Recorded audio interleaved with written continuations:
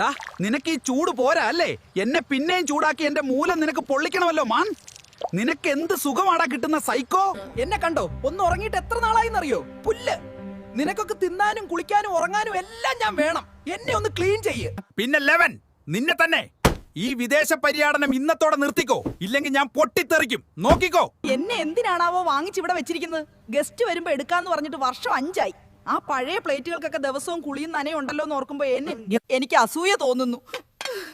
ഇതിപ്പോ കണ്ട് കണ്ട് എനിക്ക് തന്നെ എന്നെ ബോറടിച്ചു തുടങ്ങി. ജീവിതം മടുത്തുക. വെറും സെക്കൻഡുകൾ മാത്രമുള്ള ലൈഫ്. ചൊക്ലിമണിയാ, എന്നെ നീ അശ്ലീല സിദ്ധാന്ത കലാപരിപാടികൾക്ക് വല്ലതും ഉപയോഗിച്ച പിന്നെ ഞാൻ ആരാന്ന് നീ അറിയും.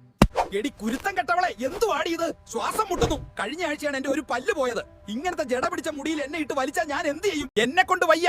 ഞാൻ ഉടനെ 2 കഷ്ണമായി ഒടിയും. ഗായ്സ്, നിങ്ങൾക്ക് ഇവയിൽ ഏതാണ് കൂടുതൽ റിലേറ്റബിൾ? കമന്റ് ചെയ്യൂ. നിങ്ങളുടെ ആ ടിഷ്യൂ എക്സ്പേർട്ട് ചങ്കിന് മെൻഷൻ ചെയ്യൂ.